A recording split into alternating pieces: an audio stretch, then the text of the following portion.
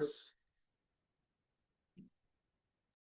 So we got an agenda before us. Can I get a motion to adopt? I'll make the motion that we adopt the agenda. I'll second that motion. All in favor? Aye. Aye. Set of minutes or bills. Did you have a chance to look through the bills? Yeah. Any questions? No questions? They were boring. Yeah. Good way. Kind we like, so Yeah. I'd entertain a motion.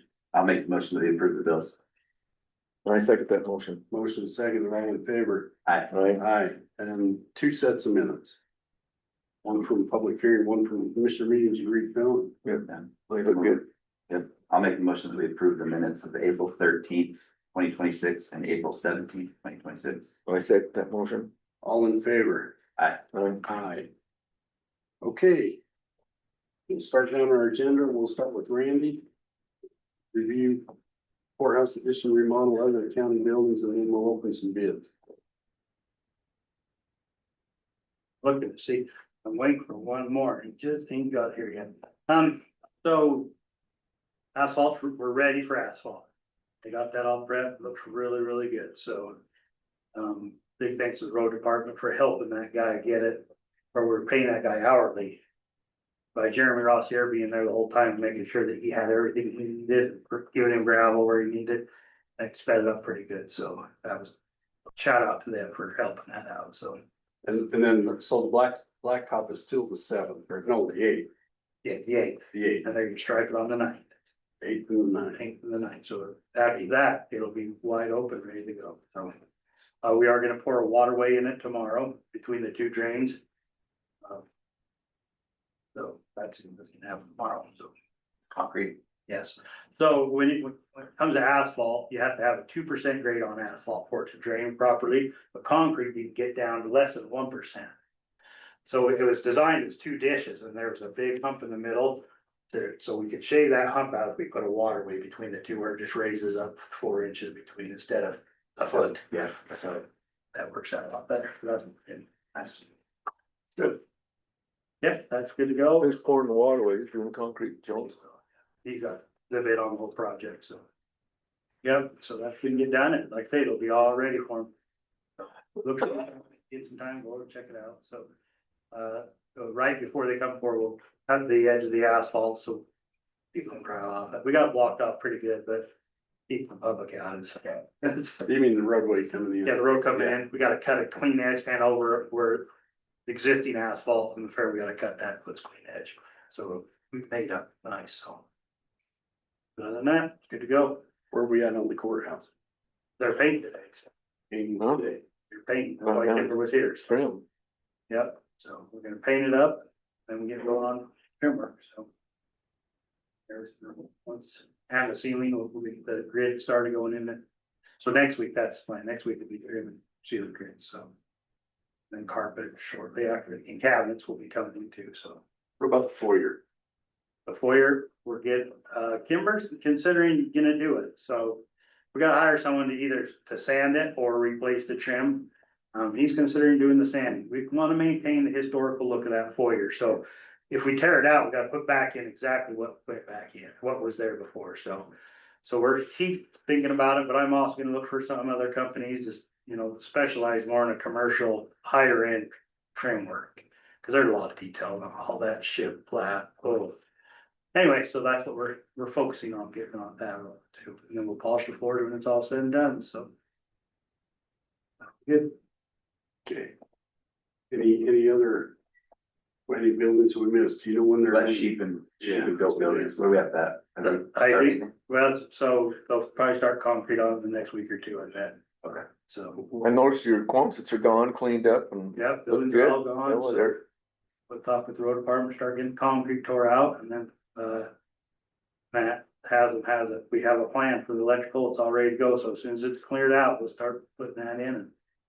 We want that all in and done, the sprinkler system in and done by the end of May, so 1st of June, we can lay sod and start establishing it. So it doesn't die on us. Yeah. Yeah, it'll need to be rooted down by rodeo. Let's get that Cause kind of it walk. bears have a lot of traffic. Yeah. What about the building on the back of the event center? So we're just waiting for Steve to finish up North Star. North Star. Up this way, so When we, Zach, when we do the, pillars for those two buildings, could we also look at a pad for the scales? Yeah. You're- They're planning on that, yeah. They're on that. First I've heard about it. No, we talked about it. Remember the scales that we need to move under the barn? Okay, When they pour the footings, we're just gonna pour like a, okay, I need to know all the detail. I don't know, I mean, we So we- do it, but I don't know what sizes, how we thick. talked about it, at the, not last time, the fair board meeting. Yeah, Yeah, so so, discuss, but like I said, I'm gonna need all Big rope. the details for it, so we know how to do it, where to put it and all that. But we'll get the buildings in. so let me know before they start pouring the footings. And then we can get it marked out where we need Are it. they gonna be going up against one side? Or in the it should just be center. under this, in the center, on the first one, north of the, And then you'll pull the scales out, they're gone. During fair time. Yeah. Just add the scales on. How big of a pad are we talking? 8x10 maybe. Oh, just a simple pad. Oh, yes. Oh, okay, I'm thinking Oh, we it's- got No, it's walls and all no, sorts of no, no. stuff, so. it's just for, so the scale can sit on it. Yeah. just a Flat surface for the scales to sit on. Yeah, we just need to know where you want it, all that stuff. When they lay it out, we can. Yeah. So I'll leave that with you. Yep, I got it. Yeah. All right, anything else on building? Think so. All right, let's move on to, if we're ready, Randy, let's move on to, the bids for the, flooring in the Robinson. building. Well, my problem is I got 3 people that came and estimated, the guy was supposed to have it to me today before 9, and I have not got the 3rd bid yet. I've got 2 of them sitting here, but I don't have the 3rd one. And I've got another guy coming today at 11, so I'll actually have 4 of them all set then. Waiting a week. Please, Mr. Pearson, are we okay to put this on for another? Yeah, you have the ability to put it off. Well, I mean, it's gonna be kind of an expensive job. I'd like to get as many bidders as we could. Yes, yeah, well, this one's really, really good, so. Well, let's put it off for 2 more weeks. Unless, I noticed we made a half a payment to somebody for carpet, what was That's that? just for in Vic's area. Oh, okay. We have to buy it. Yeah. For some reason I had it in my head, it was for the Robinson building, but it's for this, No, you have to pay for half material for them to get on the schedule, okay? so that's what it's doing. and if we need to move quicker on the Robinson building, We can meet again. we can meet before. Whatever you guys know, I should have by the end of tomorrow, I should have all 4 bids. But That's like you just need to put that on. We don't- For, 2 weeks. We don't particularly have any deadlines, do we, that we're trying to meet? No, I don't think so. Just wanna get it Just done, wanna get- yeah. Okay, anything else for Randy? Thank you, Randy. Yep. We'll slide down to county business. Do you have the bid for the Oxford Park maintenance or do you have that bid? Is it in your pile? You I have, have that bid. no idea where you're coming. Do you have that bid? I didn't see it. There it is, right there.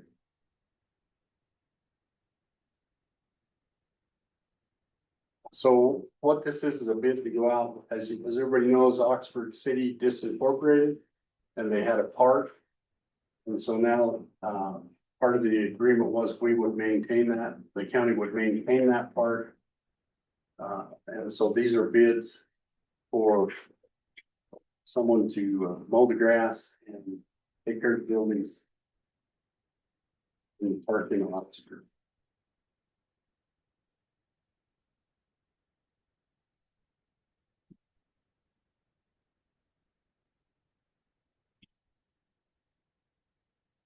And I don't. Dan, you wanna go first? Huh? You go first. Move first. Yeah. Hold lawn care is Altitude Construction Service LLC, a registered contractor, in the state of Ohio, supposed to care for the Oxford Park, and then he lists out all the things he's gonna do. Do you want me to read those? Well, they were in the bid packet, so. Yeah, go ahead. The whole thing, okay. Weekly lawn mowing and trimming is needed from the time a contract is awarded until the end of the year or lawn no longer needs to be mowed due to drought. Lawn mowing and weed trimming equipment included as part of the proposal. Trash cleanup is needed with weekly checkups, dispose of debris as needed. Trim trees and shrubs as needed to make the park look neat, orderly, dispose of debris as needed. Chainsaw and pruning tools provided as part of this proposal spray herbicides on the gravel road parking area to keep weeds at a minimum. Weed spray provided as part of this proposal. Watering of the park lawn is included as long as water is available and approved by the irrigation company or whoever grants water at the park. Franklin County to provide hoses and sprinklers and water shares or other permission to use the water. Other general upkeep and maintenance as required throughout the summer. And then he goes into his qualifications. And then proposed terms is to work to begin within 3 days of contract being awarded. Yearly contract amount of $1,500 payable as one lump sum upfront or 2 equal payments of $750 with one due up front and the other August 1st or 5th equal or 5 equal payments due at the 5th of each month starting in May and the last payment in September. This payment schedule is also negotiable. Other work is negotiable such as improvements to the park containing staining the shed, painting, etc. Curtis Fuller, owner, Altitude Construction Services, $1,500 is his price. Okay, Zach, what do you got? Okay. I have a bid of Zach Cox. He says he's lived in Oxford his entire life. He's bidding on the Oxford Park maintenance. So trim trees, mow, maintain the park so it's welcoming to all visitors. The water is limited, but as long as there's water, I will keep it watered as best possible. I'll perform these duties for the cost of $1,000. Well,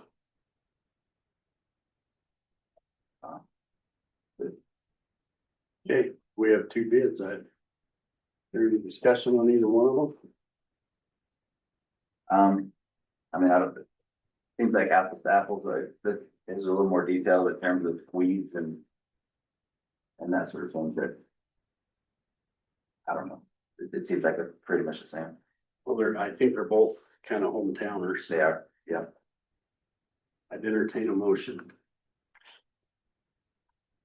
So based on the cost and the fact that it's pretty much the same, I'd make a motion that we approve the Zach Cox bid for $1,000 to maintain the Oxford Park. Is there a second? I second that motion. All in favor? Right? Aye. Hey, did you get that? Something? Yes.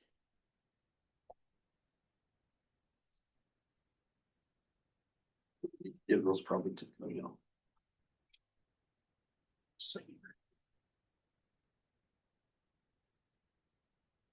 Okay, next on our agenda is about proposed amendments to the Franklin County Development Code subdivision ordinance. We had a public hearing 2 weeks ago or so. There wasn't a lot of interest. There was opposed, there was one in favor.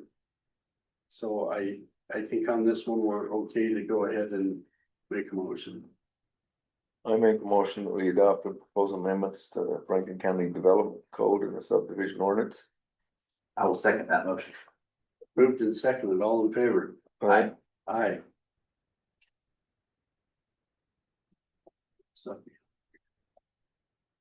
Okay, next, we'll turn this one over to Commissioner Bowles, interagency ambulance housing and facility use agreement. Yeah, this pleases me that the fire station has come to the ambulance association and they have a spare bay, and then they went over in Franklin and they got space in their ambulances in their stations, and they've offered to house an ambulance in them. And in years past, there's been a little bit of tension between ambulance and fire, but that's kind of dissipated, and they're working together. I think it's a good thing, and the ambulance is appreciative of that. And I would like to make that motion that we accept that agreement between the ambulance and. If I could, I guess that's you. if I could back up just a little, I'd ask Mr. Pearson if he had a chance to read that agreement. I did, And did you see anything that was out of the ordinary? I did not. Okay, with that, now I would entertain that motion. I make a motion that we approve the interagency ambulance housing and facility use agreement. Is there a second? I'll second that motion and add to the fact that I think the reason that relationship between the fire department and the ambulance, I think has a lot to do with your leadership and helping with honestly, with that. I mean, it has been a long time coming in, and there's a reason that things are working better now. So I'd say good job to that, and I'd second it. Thank you, Zach. Moved and seconded, all in favor? Aye. Aye. It was approved, and I agree with Commissioner Stewart, thank you. That's been a while since we had a working relationship that's been good. Next on our agenda is the Gold Cross ambulance rates recommendation. Dan, I'm gonna turn this one over to you as well. We've been working through this for quite some time with Gold Cross and we've discussed the rates a lot. And we had a virtual meeting that Cecily was in on because she helped set up the meeting for us and Tyler said that we need to capitalize on the people that have independent insurance, not Medicare, Medicaid, no matter what we bill Medicare, we're gonna get $500, period, end of story. We can bill them anything, and we're gonna get $500 and we get that. But there's 21% of the county that has independent insurance outside of those. And when they're county residents, we're giving them a cut right off the top, which means we're giving the insurance company a cut right off the top. And he says, that's income unless you have special proclivities and want to see insurance companies do really well. You don't need to be doing that. He says, you ought to bill them the same as everybody else. And then we give them the deduction after we get the payment from the insurance company. And so he recommended that instead of giving them a cut right off the top, that we bill the residents the same as everybody else. And then, once we get the insurance payment, he referred to it as getting a haircut twice, is what he says, you're taking a haircut twice. He says, and there's no need to do that. He says, that's income that you could be using in your ambulance association. My recommendation would be that move the rates off, everybody's the same, and then give them the Apply the discount. after we get. After the insurance is paid. Exactly, and that was his recommendation. It doesn't affect Medicare or Medicaid. No, that has nothing to do with it. This is just 21% of the county that's independently insured. The self-insured, they just come in and if you're a county resident, you're gonna get your rate cut. Yeah. If you're not, it's just gonna be. He says if you bill Humana or Select Health or whoever, $1,000, or I think it was $1,000 or $1,500, you're just gonna get a check for it. Instead, you're giving them a break. Yeah. So that's why I'd like to do this. Does Gold Cross take care of that second haircut? Are they the ones that Yeah. refund that? Well, it's through our approval, yes. Right. Yeah, I think it's written in. Administratively, they're the ones that Yes. take care of that. We don't have extra. And we also had a little kerfuffle about the ambulance association didn't want to bill certain transports and this and that, and I just says, no, we've hired Gold Cross. They're gonna do all of it. And some of the call outs, there's a certain percentage of call outs, there is no transport. They go there, they get somebody off the ground and they decide and so we just eat that. That's just part of what we do. That's part of doing business. But if there's a transport, it goes through Gold Cross. We're not gonna pick and choose what we're gonna send to Gold Cross. And I got a little pushback, but it's done. Okay. Well, I would entertain a motion. I make a motion that we accept Gold Cross's suggestion that we bill standard rates for everybody, resident, non-resident through the county. Imply the deduct. Imply that deduct after the insurance payment comes in. Is there a second? I'll second that motion. All in favor? Aye. Aye.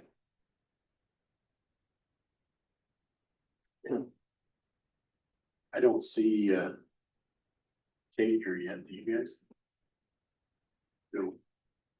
Then we'll just keep rolling. We have a Bank Corp lease, open-end lease for sheriff's vehicles. In our packet today, it's kind of a standard procedure on our leasing for those patrol vehicles. It was time sensitive, so it's already been signed, but I need your ratification. I'll make the motion that we ratify the Bancorp open-end lease schedule. I second that motion. All in favor? Aye. Aye. I'm gonna skip the discussion portion for just a minute because that could go for a while, so, I think this is Cecily, correct me if I'm wrong, the Historical Society received the America 250 grant. Is that just for our information? So, Yes. for the public's information, the Historical Society received an America 250 Celebration Fund grant in the amount of $2,500. They had some ideas for that when they were in earlier. That they would maybe set up some of these, what are they called, genealogy or booths where you could go in and see, you know, if you're related to somebody that helped founded Idaho or Franklin or any of the surrounding areas. And Just the various community Yeah. events around the summer. at the celebrations that take place in our different communities, so that should be kind of exciting. Okay, we're gonna back up on our agenda here, right on schedule. And we're gonna talk about April Fair Housing Proclamation and Limited English Proficiency. So it's Kate, right? Come on So up. for the Kate. record, I am Kate Selvage with CCOG, live right on in, right on time. Yeah, right on time. So we have a couple of things today. So the first is the Fair Housing Proclamation. So this is a requirement of the Idaho Department of Commerce grant that you guys got. They just want us to proclaim April as Fair Housing Month. That's pretty much it. It just basically says that you're gonna make sure that fair housing. Nobody's gonna be discriminated against and all of that stuff. Do you have any questions? Do you have a copy with you? Well, I do, yes. Okay, I just wanted to make sure you guys all had a chance to. Yeah. look in. We had it in our packets 4 or 5 days ago. We've all been through. Yeah. Perfect. Do you have any questions on that one? No, this is just one of the requirements for the grant received on the senior citizens. Yeah, they just want, it's like a yearly thing. Every April, they want April to claim Fair Housing Month. So it's just one of those things that we gotta take care of. Okay, could I get that in the form of a motion? To proclaim April Fair Housing. I make a motion that we proclaim April Fair Housing Proclamation month and I'll second that motion. All in favor? Aye. Aye, Thanks. done. Thank you so much. And then the second item is what's called a limited English proficiency or an LEP for factor analysis. Again, this is another requirement of the grants, but I worked with Camille to take care of this. So what this did is we looked at what the census data said on what your limited English proficient speaking is in the county. You guys had a 1.3 proficiency of those, for those who speak English less than very well. And then I worked with Camille, now what was that percentage again? it's 1.3. That don't, That that speak don't- English less than very well. Oh, And so it doesn't inherently mean that they only speak Spanish or anything like that. It could be a number of reasons. It could just be that they just aren't proficient in speaking English or, oh, that's a lot lower than I thought it would be. I know, sometimes we find places that have like a 0.0% and you're like, no one. And so, you guys did have a pretty low, which was nice. You guys don't currently have what's called a language access plan, but that's not a huge deal. I went through all of this with Camille, and we basically answered all of the questions on here. So the first one is, how do you guys identify LEP individuals outside of the census data? And it was like, you assume limited English proficiency of communication is a bit hard. Respond to individual requests for like language assistance services. If somebody like identifies themselves as a non-English speaker or limited English proficiency. Ask open-ended questions, and you guys also identified other, as in you use Google Translate and other apps to help. Camille updated this up for me on the language assistance services that the county provides. You guys do have bilingual staff that also provides in-house interpretation upon request, which is really great. And then you guys do allow LEP individuals to bring in their own translator and have friends or family interpret. You guys do have a list of available interpreters because again, they're on your staff. And then your website does allow for language translation. If you go through Google Translate, it'll translate your entire website and that works perfectly. You guys don't have anybody that receives any training for interacting with LEP staff, but that's not a huge deal. And then again, on resources, you guys have filing. That's just the repeat of advice apparently. And then you guys have, so to inform people of LEP services, you have frontline outreach, multilingual staff. And then you digitally email people for a list of service. Otherwise, you guys are doing pretty good. Based on all of this stuff and census data, we determined that you guys do not need a language access plan.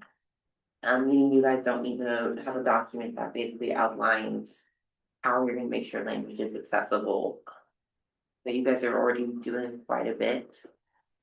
Pretty well, so we found that you do not need one.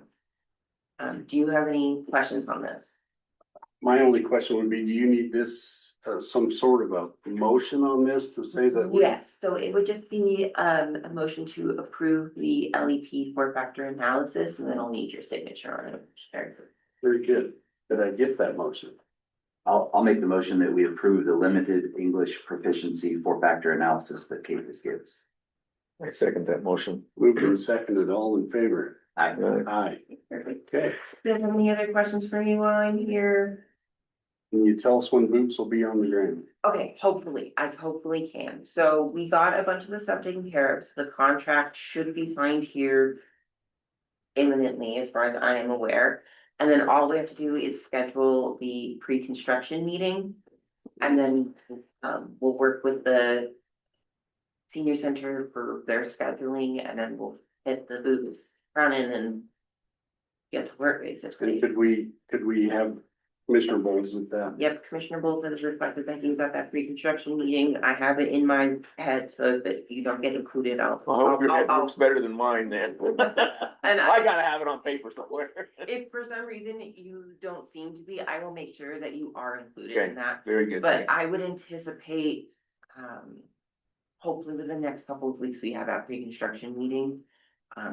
We're working on Will schedule. that be at Senior Citizen Center or will it be regular construction or I what? would have a. Or here? Be wherever we kind of want it to be. I would expect us to do it at the senior center. We typically do it at the construction site Okay, and stuff, but I'll talk to Michael about that. very good. I'll just need those signatures on the things, but I'll assume Camille or your clerks will get that taken care of and send it to him. Yep, we'll take If you care guys of it. ever have any other questions, please feel free to reach out. I'm always happy. Thank you. Okay, thanks, Appreciate Dave. Where are you out of, Kate? What? Where's your office? Where are you out of? I'm all the way down in Pocatello Okay. Up. or up in There you Pocatello. Sorry, I'm used to going Can't go down. too much further places. down there. I know, so I'm over in Pocatello. But if you guys, I also have, if you reach me by phone or email. Camille has that. But I'm also more than happy to do those out for you, so. Van will get it. Zan, I've definitely emailed you, so you have that at the very least. Okay, very good. Thank you. Have a good rest Thank of your you. day. Okay, we'll move to our next item on the agenda. We'll welcome Maggie, and it looks like she's brought a lot of staff with her today. From Good the morning. district health board. Morning. I think we're here to talk about budgets, aren't We we? are, yes. Do you have a copy of the budget or do you need paper copies? Do you have paper I copies? do. I know Tyler sent them to, a number of counties, but not everybody, so I do have copies.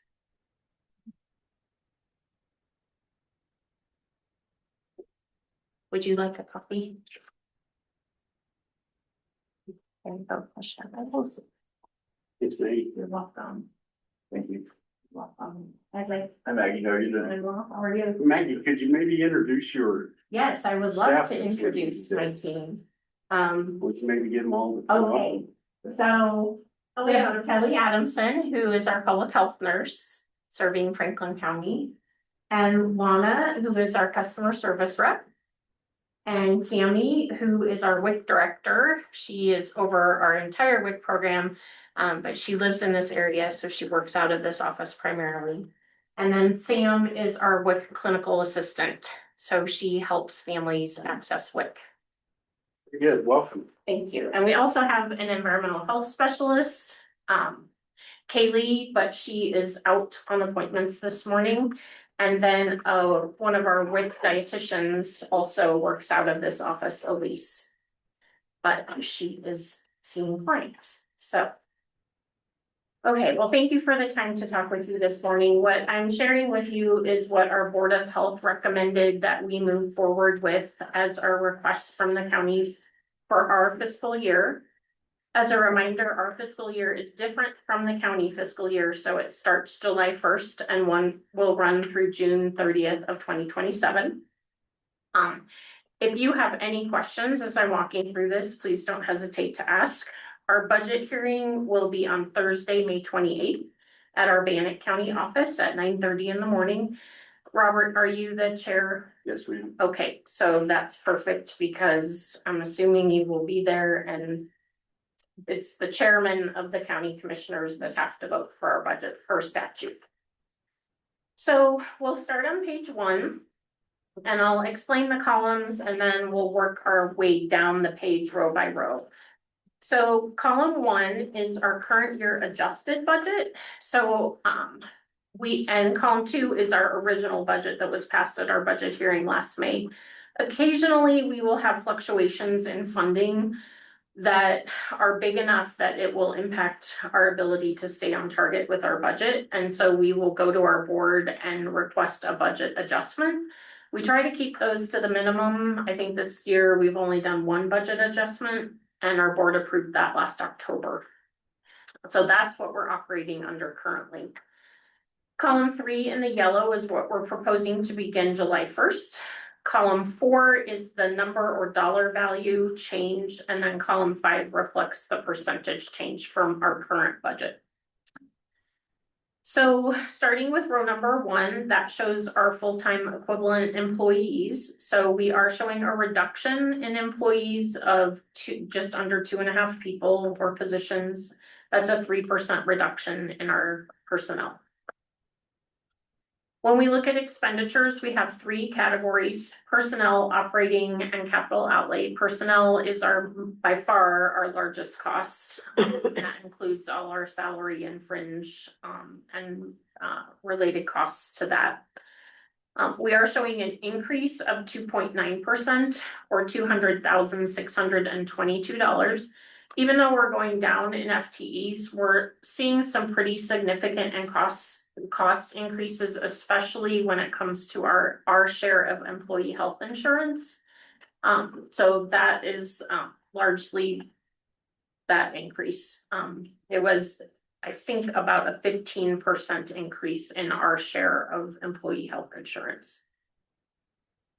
We're projecting a decrease of $279,024 or 12.3% in operating costs, and that is largely because the number of vaccinations that we give has gone down in the last year, and so that's just if we're not giving vaccines, we're not buying vaccine, and so that's largely reflective of that decrease. Why do you think that's changed so much? That's pretty drastic change. Yeah, I think it's a couple of things. I think for a couple of years, we gave a lot of vaccine. I would say the last 18 months or so, that has dropped off pretty significantly. And it's just, I think, people being more unsure about the benefits of vaccine. We believe vaccines are very beneficial. And an example is measles. That's something that we're watching really, really closely right now because we don't have great vaccination. It's a reflection rates. of our national politics is what it is. Exactly. Yes. Yes. And then we're not projecting any capital outlay costs for this fiscal year. So any questions on those expenditures? Okay, so when we look at revenue, we're projecting a decrease of $243,220. That's 2.7%. So the county shows a total overall increase of 3%, and there are a couple of things contributing to that, okay? So when we met with our board at our April meeting, we came in with a request for level funding from the counties, but after some discussion on the board, the motion that was made and passed unanimously was for a 1% increase. So that 1% increase is the first column or first row in the blue there. That 1% increase is $24,412 total for our 8 counties. Because we're on a different fiscal year, we have a quarter of funding that is needs to be adjusted to reflect that. And so that's an increase of $11,673. And then for our current fiscal year, what was approved at our budget hearing was a 3% increase from the counties, but we covered a half of that cost with reserve funds. So the counties only actually paid an increase of 1.5% this year, but we have to add that back into the budget for this year. So that's the $35,552. So when we look at Franklin County, that comes out in the wash to 1.5% increase, just under $3,000 and it's $2,994. We are seeing a reduction in subgrants or contracts that originate at the federal level. Our projection is a decrease of $149,964 or 3.6%. And we're also seeing a decrease in fees for service of $164,893. And again, that is largely based on a reduction in the number of immunizations we're giving. We're projecting to use district funds in the dollar amount of $164,818. And those are mostly restricted funds that came in for a specific purpose or program. And we haven't expended them yet, so we still have them, but we may only use them for those programs. An example is the opioid settlement funds or parents as teachers. We have a little bit of money in restricted funds for parents as teachers because we were uncertain about funding. And so we left a position open for about 7 months, and so we're gonna spend that we're more clear on the funding picture now, so we are going to spend those funds in the next fiscal year. Okay, so any questions about the overall? Okay, so on page 2, this is the breakdown of how we got to this request. So the county funding formula is set in Idaho code. The statute is up there at the top. It's Title 39, Chapter 4, Section 2.4. So the total county request for all 8 counties is at the top, $2,465,611. And that funding formula has 2 components. It's based 70% on population and 30% on assessed market valuation. So when we look at Franklin County's population, we look at it as a percentage of our total 8 county population. All right, and we get these numbers from the Census Bureau. We got them at the end of March. So currently Franklin County has 8.4% of our total district population. Just under 16,000 people. So the dollar amount based on the population component is in column 3. And that would be $145,307. The section in purple is the market valuation, and your market valuation is a little bit lower than your percent population because we also look at this as a percentage of our overall total for all 8 counties. So in column 6, the dollar amount based on tax valuation would be $53,922. For a total in column 7 contribution of $199,229.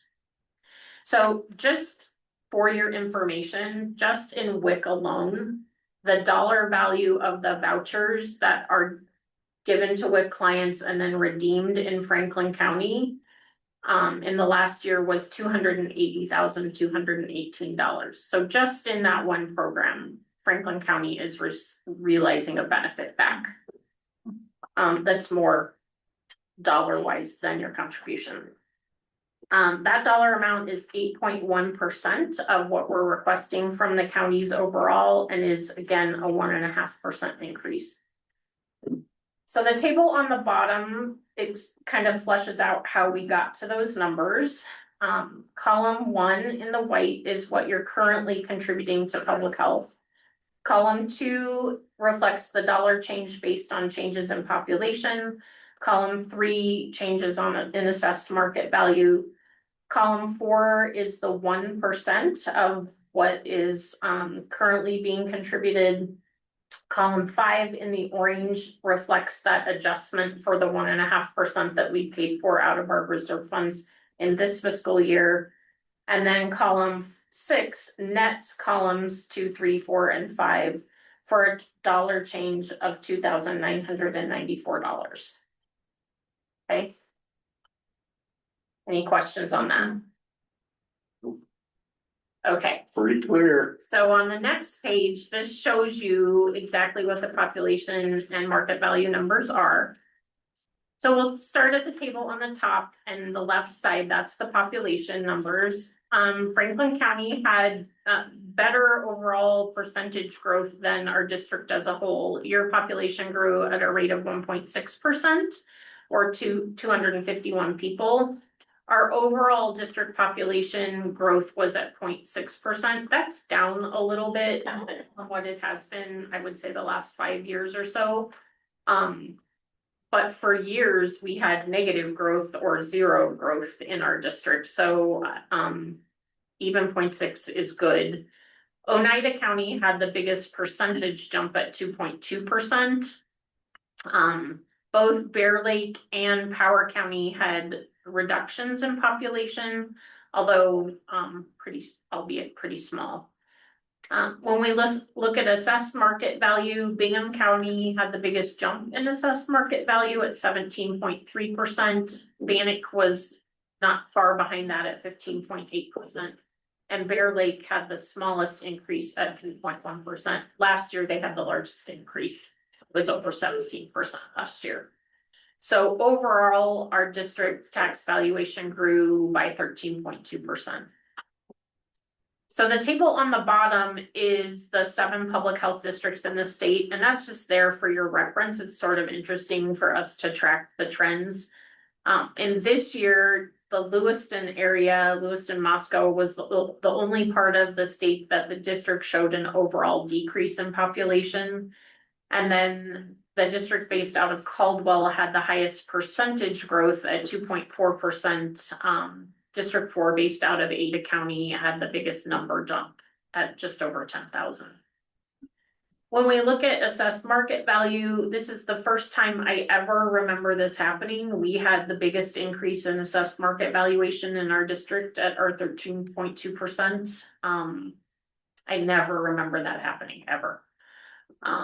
District 1 had the largest increase at 5.3%, but I think it was like 2 years ago, they had some really wild swings. It was over 90%. Yeah, in some of their counties. I don't know if they just hadn't done it in like 50 years or what, but it was a pretty dramatic increase.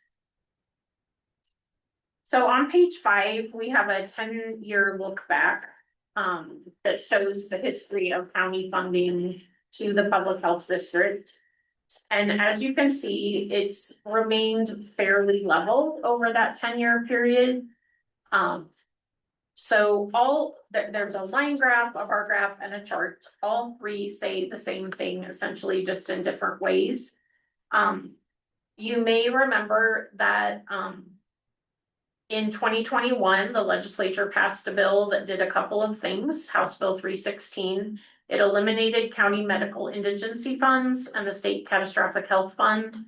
It also removed the state general fund appropriation from local public health and placed the responsibility of the counties to pick up that dollar amount that was funded in 2021. So the blue bars are the original county aid that the counties have given to the public health districts since we were created in 1971. The gray bars are the former state aid, and the last full year of funding that we had from the state general fund was in fiscal year 2021. We received about 8 months of funding in fiscal year 2022. Their funding to us ended on like February 28th of 2022, and then the county portion increased after that. We did have a 5-year period where we asked for no increase from the counties. Again, last year we requested 3% and covered half of that cost out of our reserves. So this year we are requesting that 1%. Any questions about that? No, but if I could make a comment, you know, I serve on that board and the board could take that 1% and cover it with no increase to the counties. But the problem is then at some point our county drawdown fund disappears and then we're back to the counties asking for 5, 6, 7, 10, 3. I mean, it's every year you're gonna be seeing this big increase. So our thought as a board was, let's hold on to as much as the drawdown fund as we can, use it as needed. And that 1% was certainly not out of the realm of possibilities for counties to step up and take that 1%. To try to keep that drawdown fund for when we truly need it. As a cushion, or? Yeah, Yeah, it's kind of a safety net that was our for thought, bad years. in the 1% increase. Makes sense. Yeah, I've met with, you're the fifth county I'm meeting with. Bannock County is always, I'm a little unsure where they're gonna go. They did vote to approve it 2-1. You can probably guess who the nay vote was.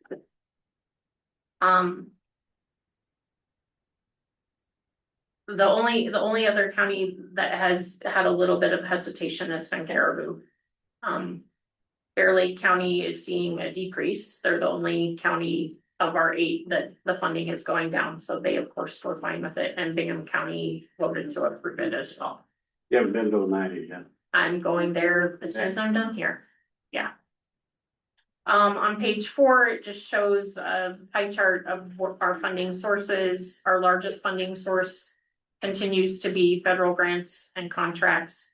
Our second largest funding stream is our counties. Then fees for service, and then we are pulling some funds out of our restricted funds, because those are dedicated funds, things like the opioid settlement dollars. So any questions that I can try and answer? I appreciate it. It's a good, 1% reasonable. it is, yeah. Very well explained.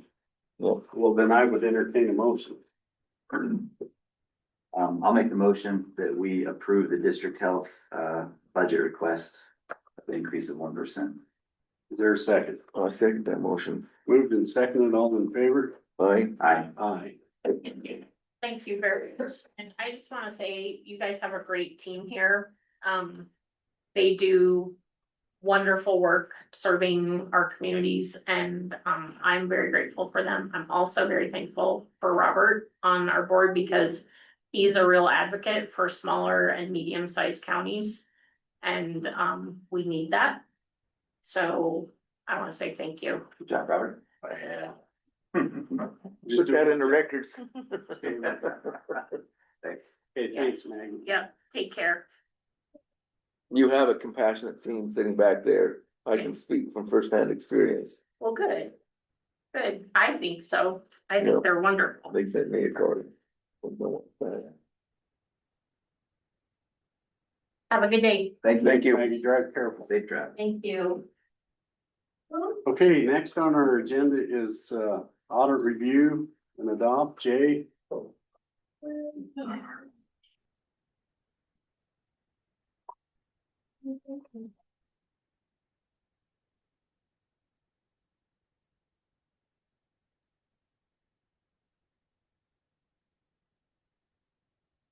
These. Thank you. Yeah, I've got 2 more at my house. Yeah. They're all on the go. Very similar. There's the rest of those there. These are yours. You. Take them all. No, I'm good. Thank you very much. On each of those letters to governance. Thank you. These are still. Okay, thank you for the opportunity to come down and present. Beautiful drive this morning. Yeah. Okay, Where'd you come from? Idaho Falls. Good Yeah. I'd originally hoped that maybe I could do it over Zoom, but Thank you for requesting me in person. And we appreciate it. So, anyway, go ahead and start. It won't be page one in the book, but it's actually page one, and it's where most people are the most interested. It's the independent auditor's report. And I don't know how Scott used to do this in the past for you, but we all have our different way of doing it, so maybe this will be a little different, but I always start with the opinion. We have audited the accompanying financial statements of the governmental activities, the business type activities, of which you have one, the aggregate discretely presented component unit, which is the hospital, each major fund, and the aggregate remaining fund information of Franklin County Corporation, Idaho, as of and for the year ended September 30, 2025, and the related notes to the financial statements, which collectively comprise the county's basic financial statements as listed in the table of contents. Now, here's the most important part of the audit. In our opinion, based on our audit and report of the other auditors, speaking to the hospital auditors, the financial statements referred to above present fairly in all material respects the respective financial position of the governmental activities, the business type activities, the aggregate discretely presented component unit, each major fund, and the aggregate remaining fund information of Franklin County Corporation, Idaho, as of September 30, 2025, and the respective changes in financial position, and where applicable, cash flows thereof for the year ended and in accordance with accounting principles generally accepted in the United States of America. All that to say, clean opinion. So that's usually what most people care about. Did we get a clean opinion or not? There was, actually I'm gonna flip. I'm gonna give you some of the highlights. These are out of your management's discussion and analysis, which we helped draft. Just give you a couple of the financial highlights. I'm just watching to be respectful of your time. The assets and deferred outflows, this would be on page 5, of resources of the county exceeded its liabilities and deferred inflows of resources at September 30th, 2025 by $37,843,799. So that's good. Of this amount, $21,276,487 of unrestricted net position may be used to meet the county's ongoing obligations to citizens and creditors. So that's a good, healthy balance. The county's total net position increased $3.7 million over the course of this year's operations. Net position of the business type activities increased almost $931,000, or a 25.5% increase. And the government type activities increased almost $2.8 million, or 9 point. The unassigned fund balance for the general fund was $5.9 million, or 256% of the total general fund expenditures. And what that's telling you is that you basically got 2.5 times, and 3 times is really, really healthy. I would say you're in good position. Gary. Jay, can I ask a question? Yes. So the business type activities, that's the landfill? Mm-hmm. Okay, that's your solid waste fund. Get that. Yep. All right, let me bring you back to page 8. This is just another, speaking to your unrestricted net position. The county's unrestricted net position, the part of net position that can be used to finance day-to-day operations, increased $765,000 over the prior year. In a for-profit world, that's good. That's $765,000 worth of profit. The governmental activities increased $120,000 over the prior year, while the business type activities increased $644,000. So that breaks it down between your governmental and other pieces. Flipping back, I wanted to make sure you were aware of this, page 39. There was some new GASB pronouncements. If you're really looking for the meat of the insomnia problem, you can go to GASB. There were 2 new pronouncements this year that affected governmental entities. GASB statement number 101, compensated absences, was issued in June of 2022 and became effective this year. The statement is intended to increase consistency and comparability for reporting liabilities associated with compensated absences. It was effective for years after December 15, 2023. In your case, there was no change to the beginning net position as a result of implementation. GASB number 102, certain risk disclosures also issued in this one was issued in December of 23. This statement is intended to provide financial statement users with essential information about risks related to a government's vulnerabilities due to certain concentrations or constraints. This statement is effective for fiscal years beginning after June 15, 24, and there was no significant changing in financial statements as a result of that. If you flip the page, you'll see two more that are on the runway right now, effective for this year, actually. GASB 103 financial reporting model improvements. This one was issued in April of 2024. I doubt that any of you were on the commission in 2002 when GASB 34 came on board, because this is going to modify GASB 34 a little bit. And then GASB statement number 104, disclosure of certain capital assets. In essence, we report all your capital assets a certain way. There's going to be a little bit of change in how we report that on the financial statements.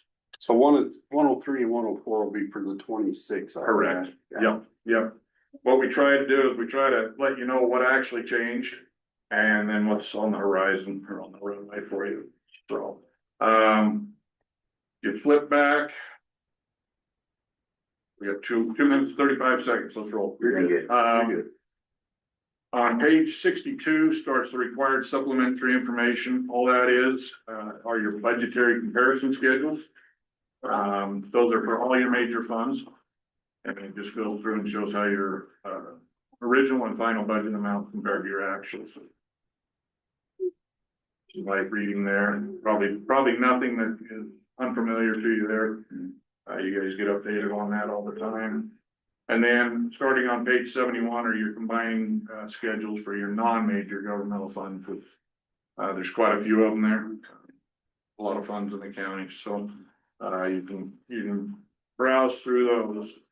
From a procedural standpoint, there was a little bit of back and forth with the clerk and us as auditors this year. With changes in auditing formats and who's doing it, there's going to potentially be some changes. And I wanted to bring to your attention on page 2, if you flip back,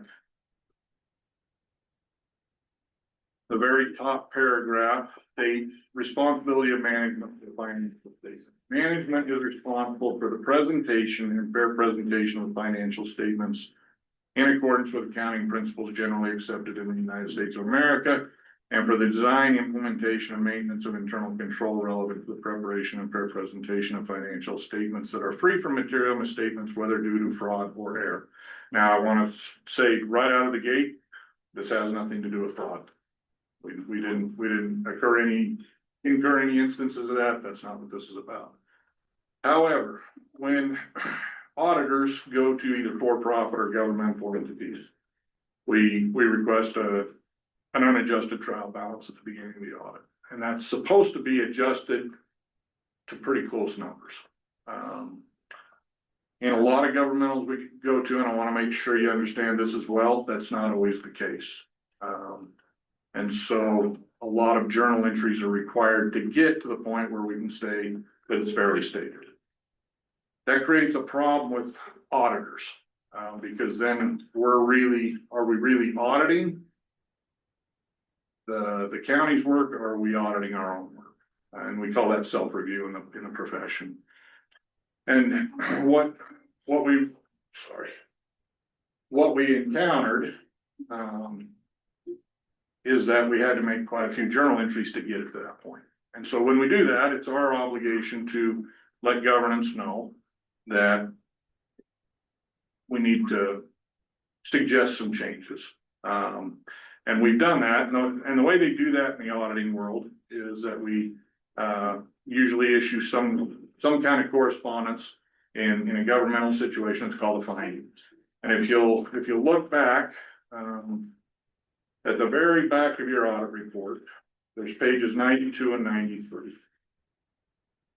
And this is a required communication for governmental audits. The title of it is Independent Auditor's Report on internal control over financial reporting on and on compliance and other matters based on the audit of financial statements performed in accordance with government auditing standards. And we go through, and if you look at the bottom of that page, we start to describe deficiency in internal control. We talk about material weakness in internal control and significant deficiencies in internal control, and they're defined in there. But so you kind of have a layman's understanding of what a material weakness is. In accounting, we do everything by materiality. At the beginning of the audit, we look at total assets or total revenues, whatever it might be, and we come up with a materiality number. And in governments, it's a little bit different because we have to do that by fund.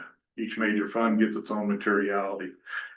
And if we run into journal entries that exceed those amounts, then we call that a material adjustment. And if we in professional judgment feel like there's too many of those, then we can issue a material weakness. And that's kind of where we ended up. Again, it's not an uncommon occurrence.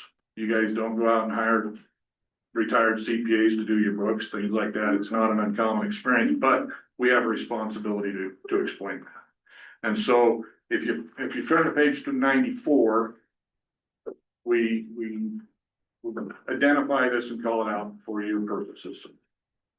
And if you look at the criteria, the county's responsibility is to prepare the financial statements in accordance with GAAP, which is generally accepted accounting principles. The condition, and this is something that a lot of entities don't understand, but you can hire out preparation of the financial statements, but the ultimate responsibility for the fairness falls on the county. And you're probably sitting up there saying, well, we did hire that. You audited the financial statements. Talking about a different part of it. You got to have the financial statements ready to audit before we can actually audit. The context, the county's financial records contain numerous departures from GAAP, including cash reconciliations, various financial statements areas not being tracked appropriately, cash, property tax receivable, fixed assets, inventory, interest income, other receivables and leases. And that's all that sounds like a really nasty paragraph, but that's just to say that's where we had to make entries to get it right. The effect due to the lack of adequate controls over financial reporting and GAAP-based accounting, materials misstatements in various financial statement areas could occur and not be detected in a timely manner. This impacts the reliability and completeness of the county's financial statements. And that's really where it's important. And that's the point I want to bring most to you is if you have a system of internal controls where these entries are being made throughout the year, then you have a better reliance on those numbers up to September 30th, 2025. As it's done, we came in December. So you're relying on September 30th, 2025 numbers up to that point. And then it takes us another 4 or 5 months, whatever the time period is that's taken us to do that before we actually hand you solid numbers, many of which we've adjusted, okay? So the standard, what it's really driving at is getting good financial information to you as governance on a timely basis throughout the year. And that's the drive of this. So we made a recommendation that the county either hire an outside qualified contractor, which could be another CPA firm other than your audit firm, to come in and say, okay, on September 30th, we're gonna get this ready for the auditor and do it that way, or obtain the qualifications necessary to prepare the county's financial statements. And I get that can be a big ask. It's money. And you know, like I said, there's not a lot of retired CPAs wanting to jump on and do that. So, but that was our recommendation. As part of the process, we asked for a response. The county's response was after consultation with the county attorney, management opted not to provide a response, it's a fair response. So gives you time to figure out what you want to do and things like that. But needed to call that out. That's something I don't believe you've seen in your financials before. I don't have the answers for that. Every auditor does things differently. I represent Rudd and Company just like Scott did. I do know that, what we're allowed to do has changed over the years. But felt like it was our obligation to make you aware of that. So, the other thing you have is the letter to governance. I'm not gonna go through that specifically being a public meeting, but I would encourage each of you to go through it. There are a couple of matters in there that I think you should be aware of. So, with that, I'll entertain any questions. Turn it over to you. Any questions? Yeah, I just gotta, just maybe something to clear up and from a 10,000 foot view of this and very surface level knowledge of this, our clerk's been doing this for a lot of years and it's remained standard practice and she's never had any concerns in the past. What's changed is the auditor. Correct. And so, to me, this isn't so much our problem as it's been, maybe you guys have picked up your speed a little and we're trying to catch up now. Is that it? How do you explain that? So. I think maybe. Because we've been fine for, I don't know how many years. you know? Sure. And then all of a sudden, wham. And I fully expected that question. It's not my place to throw anybody under a bus. But you're going to. I'm going to say I don't know why it wasn't brought up before. But I have great confidence in Rudd and Company's abilities and my abilities as an auditor. And I know what needs to be done, and that's what we've done. So if you want to call it coming up to speed. But yes. So I think you'll be much better positioned, whatever you choose to do to get to that point. This isn't you're not a unique situation. I'll leave it at that. Okay. But I appreciate your question. If I was sitting in your shoes, Well, it's just I'd an obvious question. I'd be asking that question Yeah. at 2,000 feet. Yeah. You bet. Yeah. Can I just say, she asked several times on not understanding the reports that you were giving her. It's like you guys, we didn't communicate, you couldn't and I apologize, I wasn't here in December, my husband was passing away. But I just felt like there was lack of communication somehow on what it was you were expecting us to change, how we've previously done it for That's their treasury. forever. And so I don't know, I'm just feeling kind of like, I don't understand what you were requesting, because like they say, Scott always did those adjustments, and now you're saying they need to be done before Scott got here. And sometimes we did them and Scott didn't like how we did them, so then we adjusted them back to how Scott wanted it. So I guess we just need kind of some clarification of why you changed something from one fund to another fund. I would speak somewhat to that. Again, it's a public meeting. But there was some things that happened at the beginning of the audit that are in that letter to governance that I think Where's the letter to government? that I think are very. Okay. As far as asking for anything different, we wouldn't have asked for anything different. We need an unadjusted trial balance, and that's what we asked for, and that's what we got. I think I've tried to explain that the entries that may have been made by the auditor before are material entries. Whether done right or wrong by the county in the past, the county has the obligation for those financial statements. And they need to make the try. I think we move. Yeah. Get through this and then have the discussion. Well, I think what's important to point out is we got a clean audit. Yeah. We're in good Good position. financial condition. The county's rolling. Sounds like maybe you've got some recommendations of some things we ought to do. We'll take that up with staff and see what their recommendations are, and That would be but my, the important thing is that everybody understands it's a good clean audit. That we've got, that we're in good shape. And maybe improve communications. I would agree. Hey, well, we sure appreciate you coming down, You bet. presenting to us, Thanks for laying it all out on the table, and You bet. Enjoy the drive back. I'm good. I'm good. Thank you. Here's one more copy of the audit. Thank you. You bet. Okay, thank you. You bet. Okay. Just a little bit behind schedule, but we'll invite Sarah Bateman to come up and talk about bees. Yes.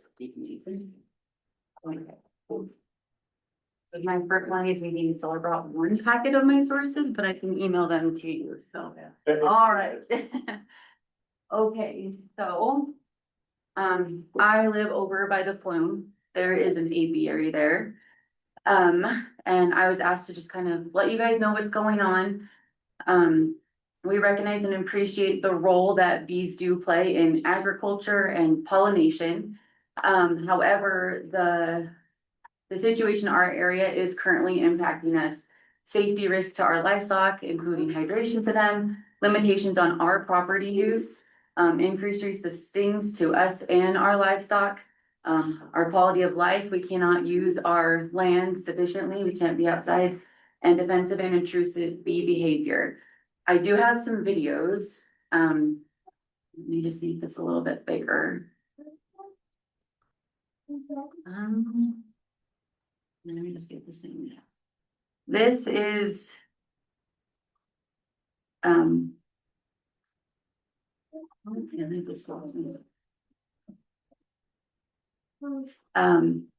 This is just an average day at our house. You live in the old Dan McKay home? is that I right? do, that's my home. Sorry, I'm blocking this camera. Oh, I can see that. So getting in and out of vehicles is fun time with two kids, my kids are over there. Let me show you. Also, so here is one of our troughs. There's so many bees that are landing in our troughs, they block our water supply to be able to flow and properly adequately water our animals. And we empty it, we clear it out every single day. How do you clear it out? My husband wears gloves. And then these are our dogs. And then you'll also see inside of our chicken feeders that you'll see how they are. I'm just walking kind of fast, but.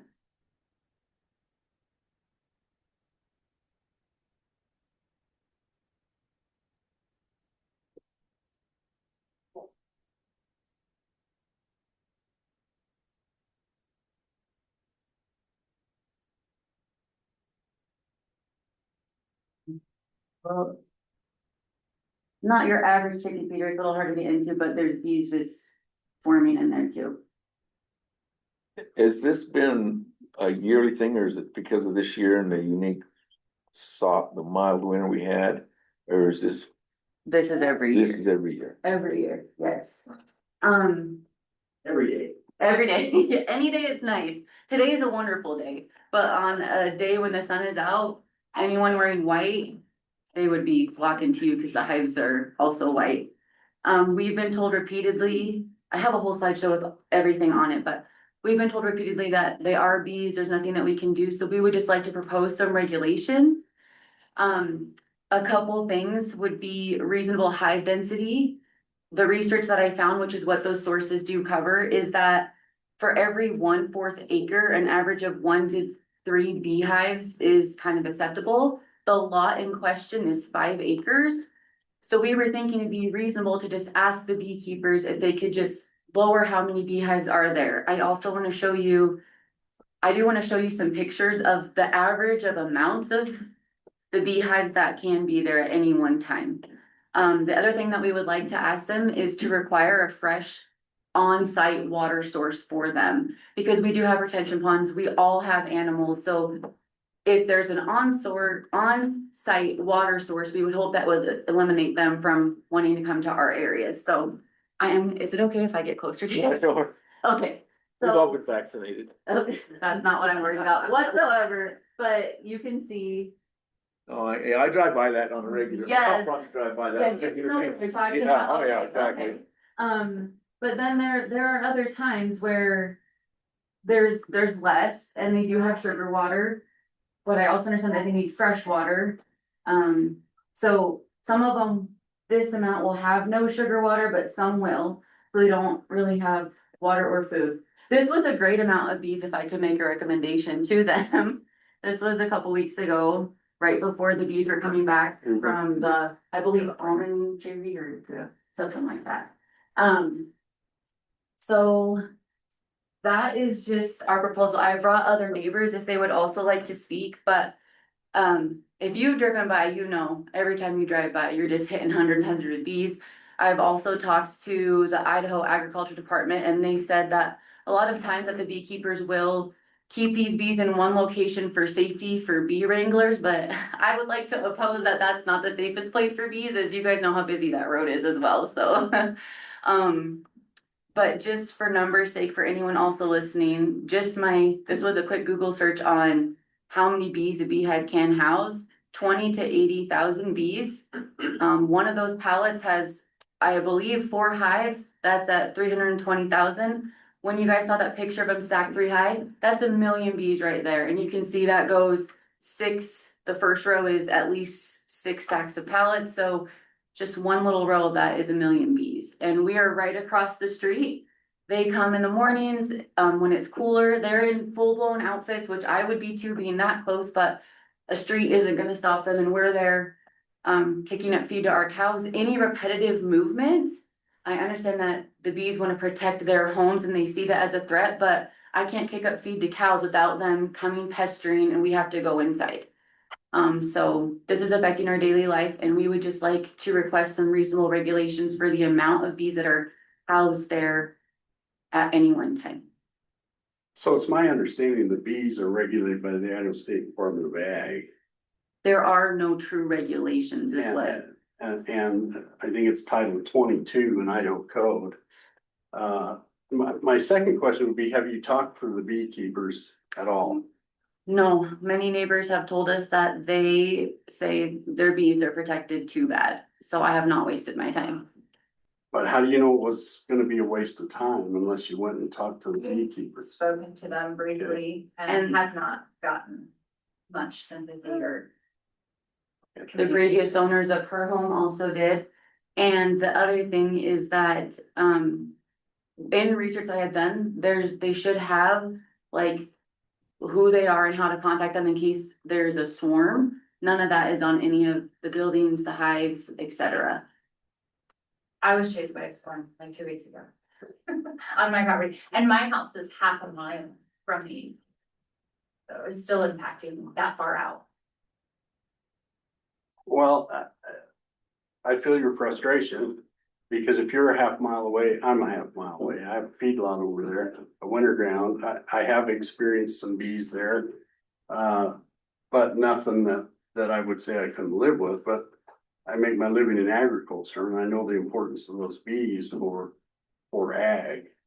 Well, we also have cows, so we also make our living off of So livestock. you understand the importance of pollination and bees and what they do for the environment. Yes, but also my livestock's this ability is to water. Beyond helping the neighbors with pollination, like this is like an industrial size bee farm in a neighborhood, basically. This is your neck of the woods, Zach. What do you think? And I used to- Yeah, Zach I used- knows this I used to own the property that they're talking about, Okay. and a few years ago, there weren't as many bees there. They do keep growing. It was smaller groups and they were there for a shorter amount of time. They'd be in and out for a week or two. Now granted, I didn't live there, but I farmed there. So in the summertime, there were times where we had some bees, but it wasn't nearly as bad as what these pictures are showing and in driving by and things like that, there's way more bees than there used to be. So I think the problem, the issue has maybe The number. grown in recent years. I know that the right to farm in Idaho is a very big and protected thing. So I think we can do some research on our side and see what we can do. I'd be interested in finding out if you guys know who the owner is and have a contact information for him, I wouldn't mind talking to him myself and seeing, And seeing if that might help out a little bit and see if there's options, what other options they have to maybe put them other places, but. There is a big ass truck out there. I don't know if there's one here. The owner happens to be sitting in Okay. Okay. You want to talk about this? Like, I can tell you that there's no more hives today than there was 15 years ago, because we've been running the same, so our operation is 50 years old in Franklin County, more than, almost 60 years old now in Franklin County.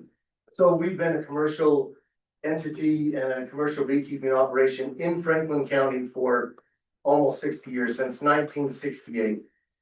So we've been around, we've been running the same amount of hives. In fact, we're running the last couple of years, we're running actually a couple of thousand less than we were 6 or 7 years ago.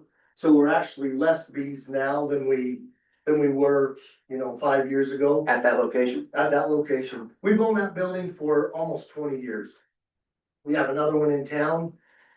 We have several pieces of property that are ours in the county. The funny thing is, we never have a problem at someone else's location. It's only property that we actually own. Which is a little bit interesting, because we have that many hives in several locations throughout the county, not just where you guys are at.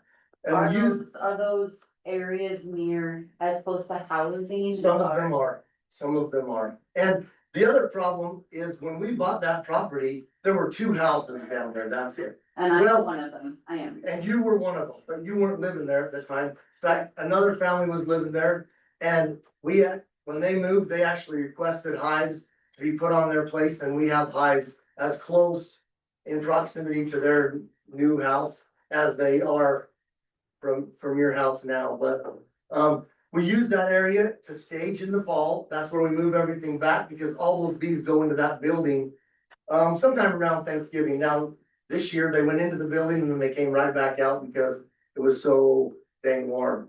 And they stayed out all winter pretty much. We use that area also when they come back from California.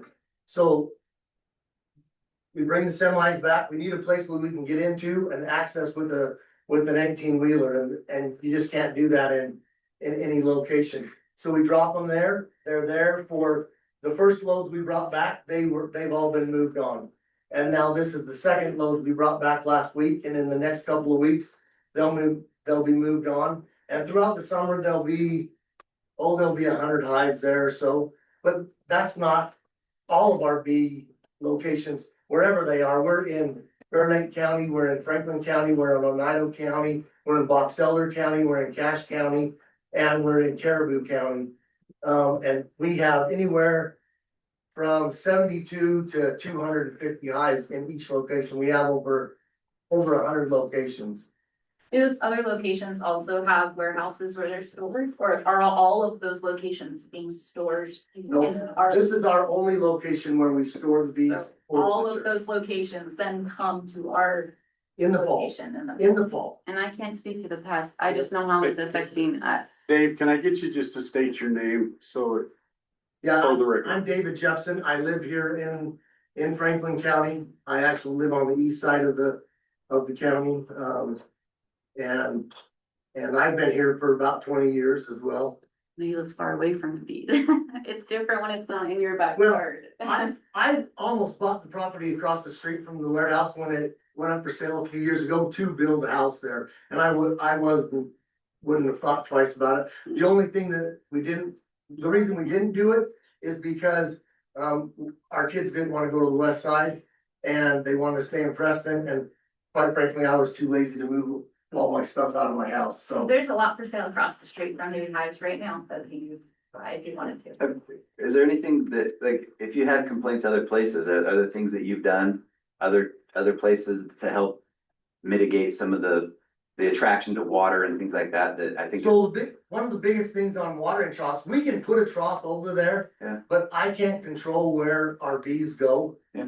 I have no control over that. And that's what we're saying, is the So- no control is affecting us, we're not. So what you can do is you can put wood blocks on your troughs. We have, Well, I've got sticks sticking out of every Yeah. bucket so they can climb out. you and can that climb does out, not so affect you can it. do that. But the watering troughs themselves, I can put a trough on my place. That's not a problem. I'm happy to do that. But I don't know, but like I said, within the next 2.5 weeks, 3 weeks, those bees are gonna be gone. There's gonna be, we're gonna leave 100 hives there, and we do that just to make sure that everybody knows that that's a bee place. And if people, for example, the house that was built to the south of our warehouse, south and a little bit to the east. Those folks, before they ever started building, came over and talked to us and said, hey, what do you do at this property? And we told them everything. They started building, and then when we started moving bees in the fall, which we told them we did, they came over and started complaining. And I explained to them, we've had this conversation before, I showed you pictures, and they said, oh yeah, we did, and that was the last I heard of them. They never came to talk to me again, and I think they're actually moved now, I don't think I think that house is sold, I don't even Yeah, they know. left. Well, They sold it and we bought that house. You bought the house. And now she's sitting It's, here. yeah, it's a big issue for us because we cannot enjoy our summers outside. We cannot, as soon as it starts getting warm, like 10 a.m., 11 a.m., we have to go back inside. I want to plant a garden. And it's difficult to have it with that many bees around. It's like, I want to enjoy my property. And we I have want rights to my enjoy our children to property enjoy legally. the house and to play outside, but with that many bees, it's impossible. well, I think Zach's right. We should do some study, and I do know that bees are not in our animal confinement operation ordinance within the county. They are controlled by the Department of Ag. My question, have you talked to the Department of Ag? Yes, and Joseph Sanchez came and looked at everything the other day, but it was cold and there weren't any bees out. Well, call him when it's hot. I guess, let us study this. I mean, I think you have some nice material here. Most of this material is in regards to cities where maybe, And other counties in Idaho. that, you know, there, here's our dilemma is Idaho is a right to farm state. And so for us to just go willy-nilly changing rules in a right to farm state, I think we'll be in more trouble than we will be in good. We just want. there to be And I get less- what you're saying. You want peace at your home with I no mean, bees. she wants the right to farm. Yeah, I mean, it's- We it kind have of goes both to, ways. yeah. Can I ask you how many acres you own in Preston? Um, Your own personal use where your house is. I have 2.5 acres. Do you have hives on them? Sometimes I have hives within a couple of 100 yards of them, but I don't have enough. I can't get a truck like I have up onto a place because when I set hives down, I don't set them down any smaller than 72. And I can't get a truck like that up onto my property. There's a little curb and stuff and so I can't get a truck up there. And I live in the neighborhood as well. Well, it's our neighborhood to us. It wasn't a I just wanna neighborhood when we bought that building and started working it, it wasn't a neighborhood. There's been a lot of homes built out there, a lot of change. And My house has that been building over is 100. built specifically, well, set up specifically for an apiary business to store the hives. And I understand what you guys are talking about, I understand where you're coming from. And I move those bees on as quick as I can. For example, 2 weeks ago, I took every hive that was there and I moved them onto a piece of property that we own that's 30 acres. And it's right across the street from hives too, but it has a lot of trees on it and stuff. I moved every hive down there, mostly because it was so warm and I knew that they were very active. But when they come back from California, I have to have a place to unload them, which is that place. That's our warehouse, that's our, it's all gravel, we can get semis in and out of there. I have to have a place to unload them. And then, like I said, I'll start moving them on. I moved, just this weekend, I moved 700 hives out of there. And next week or later this week, I'll move another 500 or 600 hives out of there. Do you have a And in a number couple of of weeks, hives? they'll all be gone, yeah. except for about 100 hives. But there's always gonna be bees down there. There's always gonna be at least 100 hives on that piece of property. Zan, you're pretty quiet. You got anything to add? It's a dilemma. I can right to farm, can't enjoy your outdoors with your kids. It's a nuisance.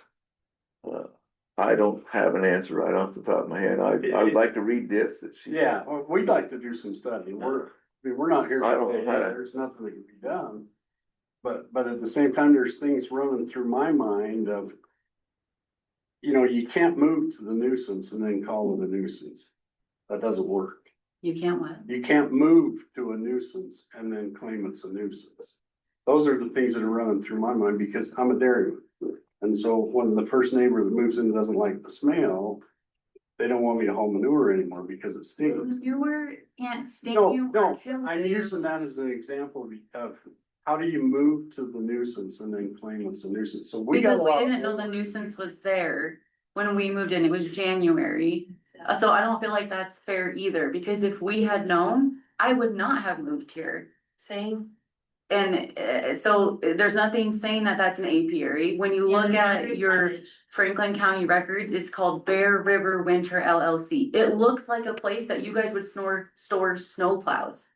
Does that make sense? So it Yeah, I didn't, see what you're saying. it didn't look like a place that, oh, we're gonna have issues here. The first time we saw it, right after I had my baby in the middle of the night, there's lights on and people, it looked like hazmat outfits. We're like, what drug operation is going on here? But we found out it was bees, but it has been a problem the last 4 years, and we have a branding coming up, and our cows are right there. We've got to brand them with people, horses, livestock, and this majorly affects what we have to do outside. It's very interesting too, because right the farm, I think, also, I don't know the details of it, but you would think in my mind that it's somewhat like you're gonna be on your own land, like your own stuff. If you're growing something, you grow it on your dirt. If you have livestock, yes, they get out occasionally, but like for the most part, you're keeping your cows on your own land, unless it's open range, like that's a whole other thing, but these bees have no boundaries at all, they're just, there's no keeping them anywhere. And so it creates this complex issue where it's like, what is the appropriate level? If there's no regulations, That's so does what- that mean we can just quadruple the size of the apiary as it is now? And that's fine too? Where is the, That's why I think we need to do some studying as the three of us. I wouldn't mind hearing from John back there. Oh, John, did you have a comment? You want to say anything, John? It is, we have saw down there now, we farm saw, and it is harder to cut because we do get dealt with by bees. We had some customers come pick up sod and we think, a little girl started screaming, we think she got stung by a bee, but the woman did have a bee in her hair, she could, it's just. Our mail lady will throw our mail because she can't put it into the mailbox, because there's so many bees on our mailbox. It doesn't just affect us that live there. And if there's a few hives, it's not a big deal. It's my belly. But it's when they come back, they must be mad coming back, that travel must make them super mad. yeah, they On a also warm seem to day, be not super healthy when they get to my property. They're kind of half dead and angry, if that makes sense. I don't know if it's traveling or they're half asleep or what exactly is going on. I wouldn't say that they're a thriving, happy, maybe experience. They're mad at the world and. And to add one thing, where Sarah lives, that house, I think Dan McKay built it, I believe, and I believe him or his boy he built that shop originally. So Yeah, this has been. trailer manufacturing shop. Cows that have been Yeah. running forever. So the house was there first. It was a dairy, Yeah, there was an area. There was a dairy there. But the building you're in was a trailer building, they Yeah. building trailers out of it. Yep, and then it was an auto body shop, and Yep. then it was what we And bought. New Swanders bought it, and I guess That's us. that's you. We are just proposing that because there aren't any regulations, and I have talked to Idaho State Department, they recommend reaching out to you guys and proposing some regulations. So this is what we feel is adequate, is not saying get out, not saying you can't be here, just minimizing out. I understand that there needs to be a place to load and offload, so then have trucks there to pick them up to go where you need to go. That also seems reasonable. So that's the other problem is when it's crappy weather, where do I move them? That's not money. I don't I know. mean, that's the thing, that's why I have what I have down there, and that's why we've done, every year, if you were around this year, you saw we moved in 12 loads of gravel and we expanded. Our place that we can drive without getting in the mud, so we've done that. If I had a big gravel pit somewhere in the county that was close that I could get in and out of, I'd have no problem going there in the springtime and then just using that as a fall place for when we're getting ready to put them in the building. I'd have no problem doing that. But I can't, there's a lot of places I can't get into when it's muddy. In fact, 3 years ago, when we had the big snow, Yeah. okay, I delayed bringing bees back for 2 weeks. Then I rented skid steers from the place over there on the, as you're going out of town. And I spent a week just moving snow, so I had places to put them when they came back. You know, I mean, I don't have to be there if I have another place, but I mean, I don't have another place that I can bring in semis and unload them. Can we study it? Absolutely. I sent this to Camille and that has the sources that you can click and it will take you to them. But then yes, please do your research. And we are not opposed to big agriculture. We just would like to minimize the amount. And then I would invite you to visit with your neighbor. I mean, he's here. Yes, I would love to get your number. We've been given other numbers to different people and we'll make contact after this. Thank you. I appreciate your time. Hey, thanks. Thanks, Sarah. Been here. Thank you. What are we at? And I'd be happy to help. We're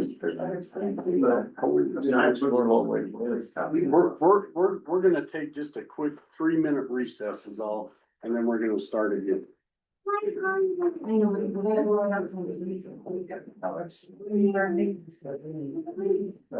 That works sometimes,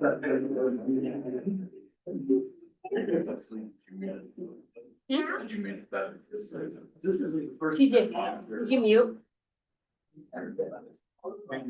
Yeah.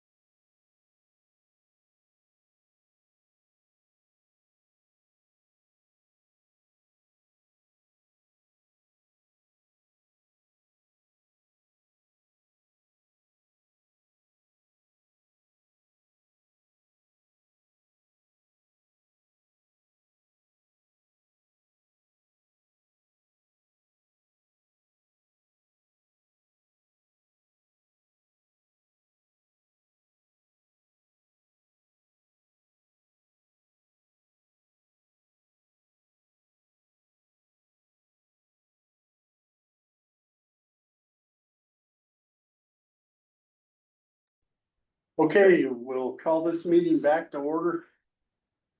And next on our agenda is, open an award bid for the Treasureton Road Improvement. Troy, please come on up.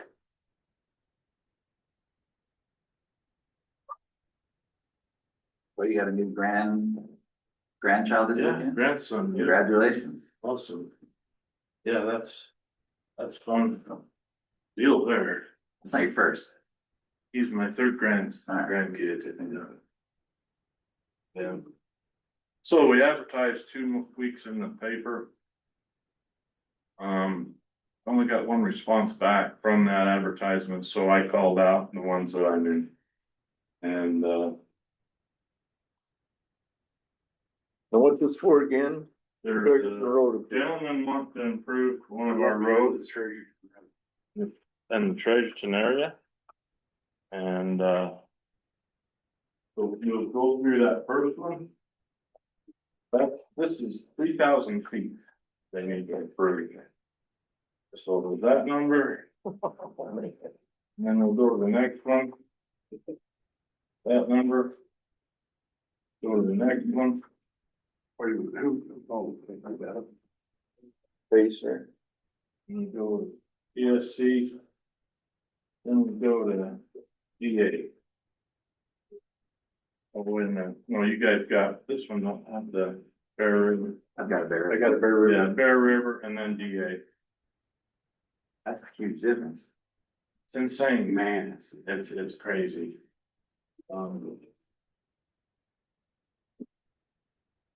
Who's DA? Minus one. The guy that was involved. There's one. S%. DA is Derek, Lowe. Oh, thanks. Yeah. Okay, so it's Derek who? Lowe. Ron Is that Ron's? Yeah, and he's. I tell you. Yeah. I recommend that we send, So you've been through these bids, are all apples to apples? It's all the same. I had them all, this is how I advertised it. I says, if you want part of this, you meet me out there. So I had them all at the same time and we walked through it. So they all heard it at the same time, heard the same thing. And I tried to keep it to where they didn't have to engineer it because it's a simple, yeah, it's a gravel road and it's a simple one. There's some cut and fill, and I doubt the cut and fill will bounce, but I didn't want them to feel like they had to engineer it to show. Cause I gave them that old county pit that's down below Paskins. I said, you can dump your spoils. If it doesn't bounce, you can dump your spoils right there and bucket it up. Just to try and keep it cheap, and we might need to rip wrap it. You know, cause that's what it's gonna be, so. Yeah. Do we need to go through each of the bids? Yeah. Please do, let's, state the name and the amount. Okay, so I'm gonna do that. Yeah. So so starting basically from the highest to lowest, the first is from Staker Parson. And it's a bid for $157,205. The second bid is from Facer. Are Yep. you okay? You're keeping up? Okay. Facer Excavation. $120,142. Third one is BSC Excavation. $113,700. Fourth one is Bear River Rock Products. And it's for $74,050. Then the last one is from DA Contracting. And it's for $69,750.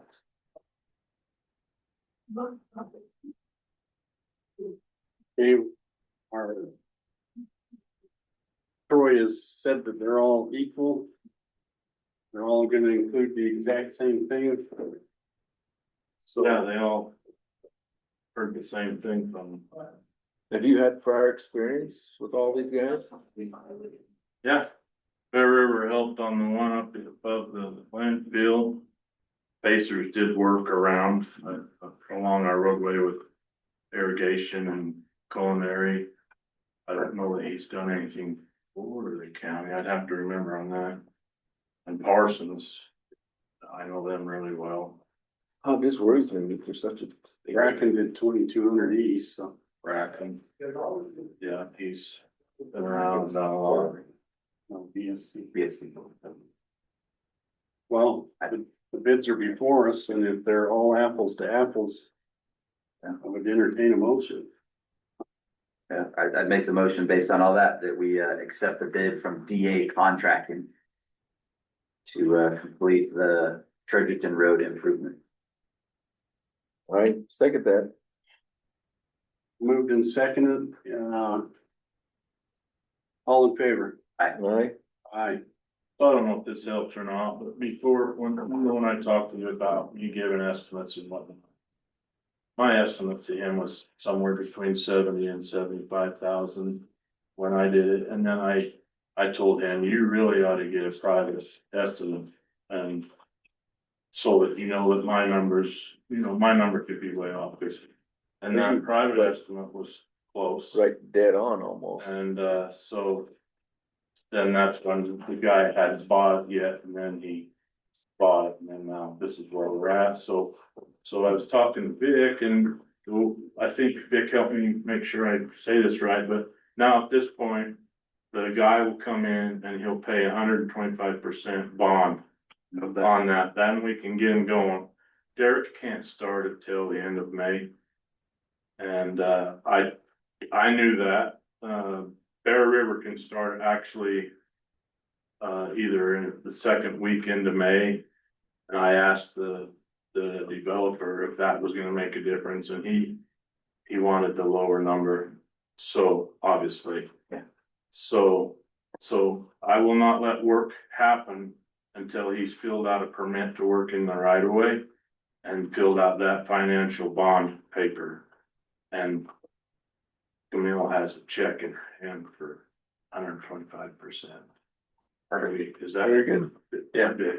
Sounds like you got it covered. That's protocol. Okay.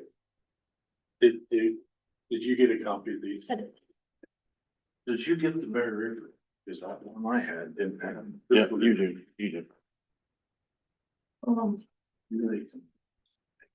Yeah, the bond. On the HDSP policy, when we threw all that in, we knew we were gonna have to adjust, and this is one that I'm struggling with, and I want to see how you guys feel about it. Cecily, I'll give you this copy after so if you see in there on the roadway classifications, both rural and urban, the major collectors, there's no new direct access. I understand the theory of that, because you don't want a bunch of, but I don't think we're there yet. I think we're 10, 15 years away from that. So I would like to remove that no new direct access, and then just use the same distances as the minor collector on the major collectors. Give me an example of like what our major collectors would be. Franklin, Fairview, Weston to the border, Dayton to the Oxford border. I got Cub River taken off of the collector, and that one was killing us, and it doesn't, there's a lot of traffic on that, but collectors are to take you through somewhere. Yeah. So Cub River really doesn't fit the mold for a collector. Agreed. So there's that, and so I'm not asking for an action or anything, I'm just letting you guys know what I'm up to or, and then there's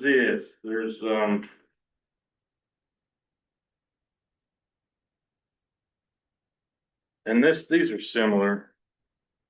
This is our, they use the roadway, something similar that Derek's gonna have to do the job up in Treasureton. And it's hard for the people to know how to fill it out. And so Sarah and I have been playing around with it.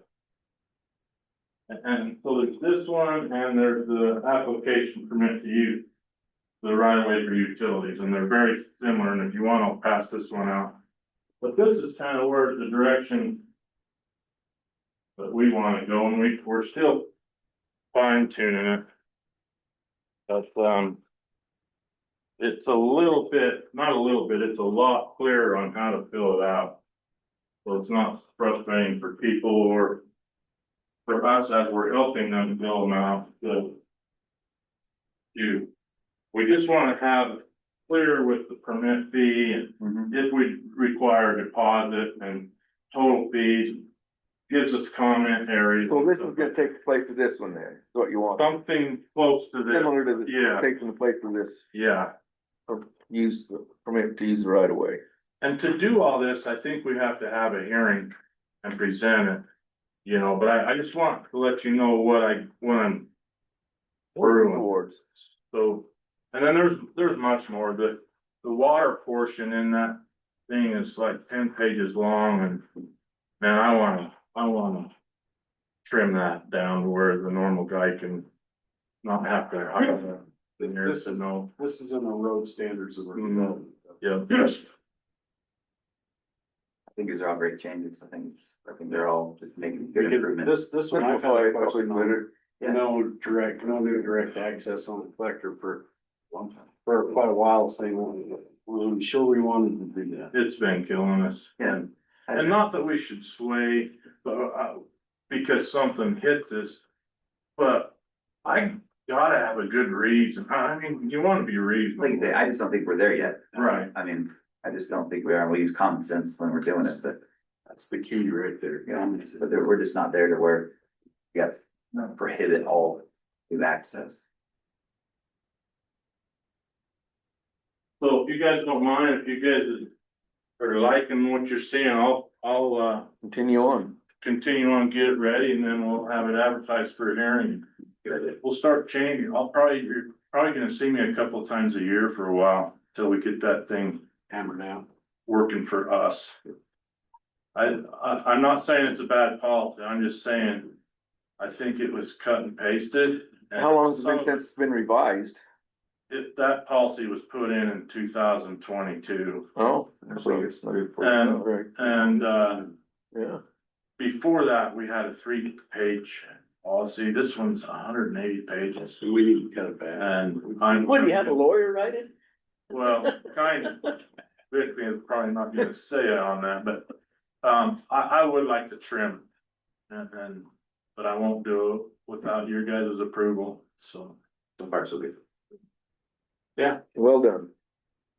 okay. I'm gonna back up just one though. Bond for Ferguson Road improvement, that was an action item. Was there an action? Oh, item on that? Oh, so the bond would be 125% of. So we need to do a separate, so I'll make a motion or. I think it's an action item, or it's just. Well, I just saw it. I didn't know how to have Camille put it down. Vic's looking at us like. That's we on got me. it covered, so. It's just part of the policy. They have to do that. Yeah, we approved the road action and then it's just part of what they need to do. Perfect. Thanks for catching That's that. what we got. I just didn't wanna send you out and we missed something. Yeah. So that's from where you turn off below Paskins and then hit the road that goes back along the reservoir. It's from right there back to the Colburn house. That's the road we're talking about. Mhm. Yeah.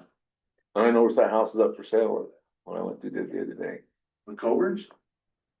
Yeah. I thought, He was here. Yeah, let's just wanted to know. I think it's up for sale. I saw a sign and I I thought, always it was- thought Brady was coming. So he's going by. Yeah. Okay. Very Anything good. else, Troy? No. All right. Hang out over there, Okay. Okay, we'll. Can't do, there is no Board of Equalization needed today, so we can cross that off. The appoint will be after, executive session, so we're gonna move up now and let's just take a few minutes. I know Zach's got things to do. Let's talk about our public hearing that we had last week. Let's discuss just a little on the dissolution of the 12 herd districts and the proposed livestock control ordinance. If one of you guys wants to start, that'll be great. But give me your thoughts Yeah, on. well, I think I think the hearing we had it was very well attended. I think we had a good variety of folks. I thought it was a very productive hearing myself. I thought the comments, it didn't deteriorate into bickering and name calling and accusations. It was just folks, you know, giving honest opinions of how they felt about the herd districts and the ordinance. My take on the folks who were here, the comments we got, the people who spoke, as well as the ones who signed in favor and whatnot, I'd say it's probably an 80 to 90% in favor of dissolving the herd districts and implementing the livestock ordinance. I think we got some good comments with regards to the livestock ordinance that we need to look at and really investigate a little further to make sure that we're not, but make sure we're doing what we want it to, and not getting into some legalese difficulties for the county. You know, none of us are lawyers. I think Sheriff Stover did a great job of giving us a good, you know, draft. And I think we'd had some comments from lawyers who I think were pretty good comments that we need to kind of take into consideration and work through. Those are kind of my take from the hearing, and I think again, we got momentum and we want to keep going with it, but we don't want to get the cart before the horse. I think we need to take a little bit more time on that ordinance before we go forward. Sam, what do you got? Similar, I think most people at the hearing are like me. It's an education process. We're and you two are more up to speed on it than I am, but I don't think most people knew that we were in herd districts for one. Didn't understand what a herd district was and how it's supposed to work and all that. And I think we're at the beginning of a very good thing. I'm with you. Let's pound it out a little more, hammer it out, and we're not gonna get it right, but let's get it closer to right the first time and continue to educate ourselves on it and see what residents of the county want to talk about. But I think we're moving in the right direction, and I'm excited about that. Is that one thing? Yes. Go ahead. I think it was very clear to me in the hearing and talking to folks that the herd districts that we have, they're not operating herd districts. Regardless of when they were formed and how they were formed and the fact that they're on the books, they just are not operating herd districts. So they're not doing anybody any good. And so I just feel like we need to wipe the slate clean with those specifically. I agree. And again, if there's folks in areas that want to reestablish herd districts, I think, you know, we'd be in favor of helping them do that. But the way they are now, all they're doing is they're just lending confusion and not doing anybody any good. So that really is, I'm at this stage, I'm definitely in favor of dissolving them. Me too. It's just getting that ordinance right. And I think it's important to note that we're not opposed to herd districts. Right. At all. Mhm. Just the herd district needs to be formed properly and function properly, the way it's intended in Idaho Code 35. In the research you've done, Robert, haven't you come to the conclusion that they weren't even formed properly? When they. So the early ones were formed properly as far as how they were formed. But then Idaho laws changed over the years they should include things as you came to the last one that was formed was completely out of bounds. So, Yeah. I mean, I guess that, I'm not an attorney, but I guess that kind of almost means that they're probably dissolved anyway because they're not functioning properly. But I'm no attorney and I'm not gonna go down that road. Vic's told me to stay on my side of the street, and so. They're official herd districts. They are official herd districts. They're grandfathered in based upon time. No matter how they were set up, they were grandfathered in. There's a whole entire code section on the formation and time frame. We have those herd districts. They are functioning herd districts. They may not be operating the way herd districts are intended to, but they are herd districts. Yeah. But that's why we're going through That's why we're going. That's why we're doing what we're doing, is clean the slate. Yeah. With Zach's comments, he is right. There are a couple of questions about our ordinance. We want to get that ordinance right, but at the same time, we want to protect open range. So there's some things that we gotta look at to make sure we got it right or we got it wrong, and that's gonna take some more legal opinions from Mr. Pearson and whoever else we can get to assist us with. This has been an ongoing issue forever. But it's been before the commissioners for, you heard Commissioner Bowles, Dirk Bowles at the hearing say for at least 10, 12 years. And we're gonna drive this thing to the end, one way or another. We're gonna drive it to the end, and we're gonna park it in the garage and it's gonna get fixed. But we don't wanna just drive it there and leave the key on for the battery to go dead. We want to drive it there, park it in the garage and fix it, so. I mean, I'm with you guys. I thought it was a great public, I was so impressed with the amount of people that showed up. Yeah. I mean, how long has it been since we've had a public hearing with 130 or 40 people here where we had to use 2 rooms to get them all in? Yeah, contrast that with the development code where we had. Where was that? Three of us. Yeah, and so that number one told me it was important Yeah. to the people of the community that we get that we fix it, but let's fix it right. And number two, it was just really nice to have the feedback.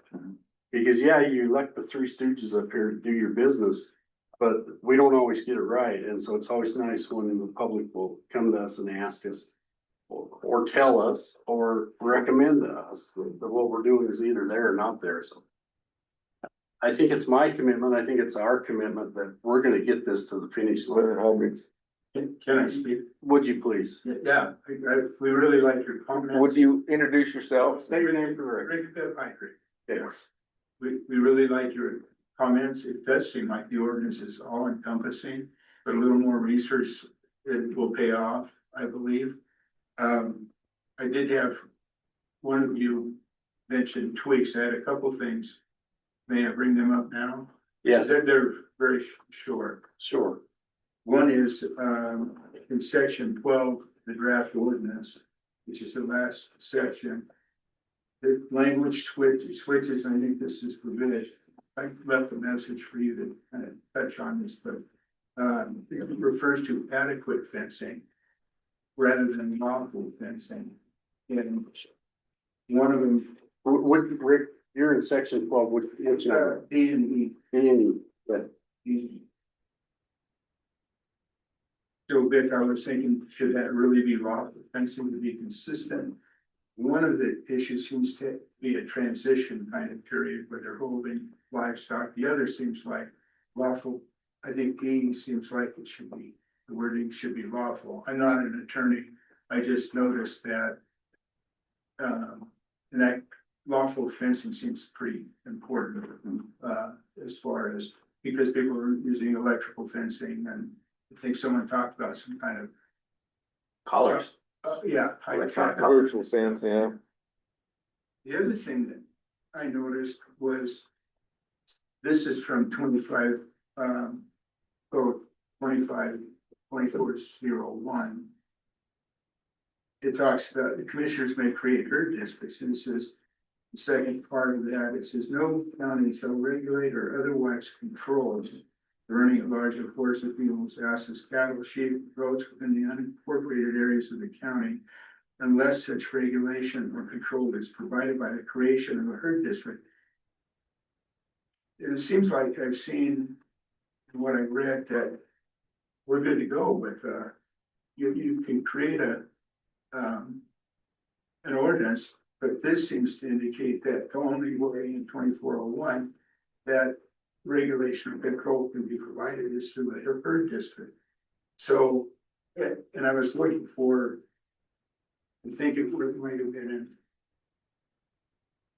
other section I don't have there. Where did that go? Oh. Yeah. That, Rick, that's a good catch, because it's one of the catches that was brought up to me in the last 3 or 4 days, since the public hearing.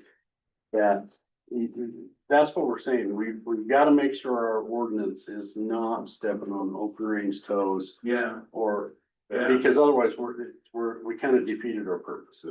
Self-inclusion or something. Yeah, so That's a good So, I think it was just, 2118 open range law, it might be there, I can look and see if I can find where it seems to me that. You guys have control over it, the way you're doing it, I like it, you know. It seems to be all encompassing, protecting everyone has some responsibility. We're ones that have chickens, okay, so they're livestock, they're not included. Her daughter, who lives right next to us, has 74 acres with cows, pigs, sheep, goats. Am I missing one?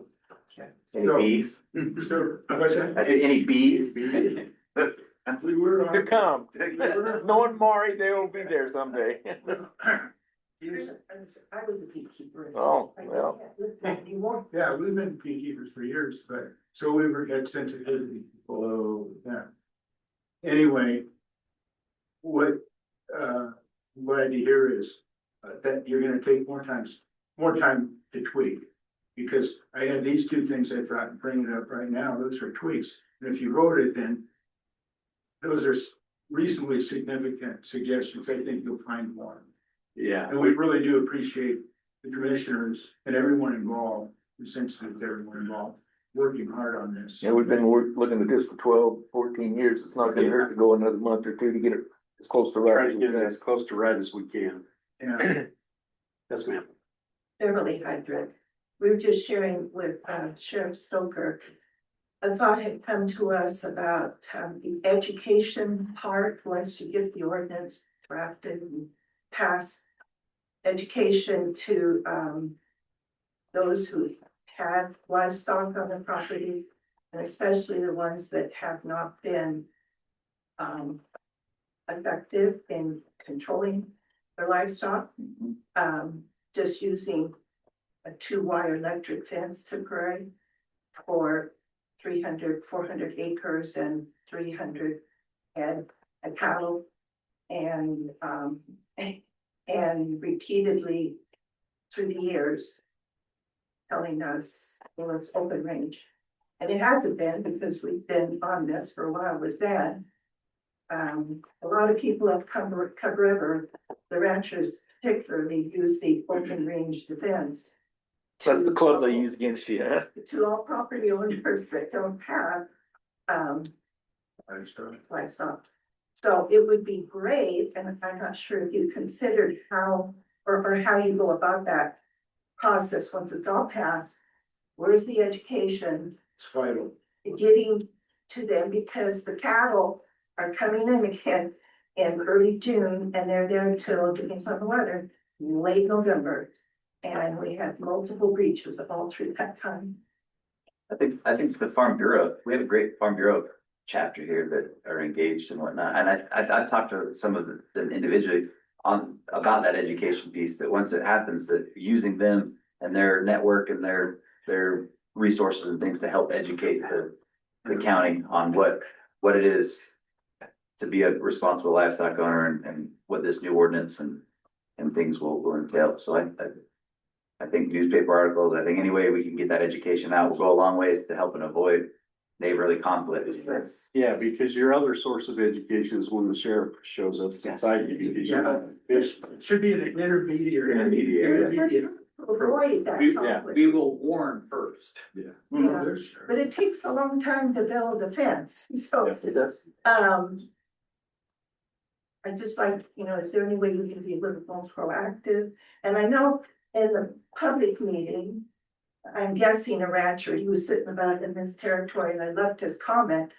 That we ranchers can help those ranchers that might not be as sensitive to helping them to become a little bit more sensitive. Not exactly his words, but to that tune, and maybe that comes where you were talking, so we appreciate that. I think the interest is obviously here. Yeah. And I think that what you said was gonna go a long ways, and I think people are gonna be looking for something like that. Yeah, thank you.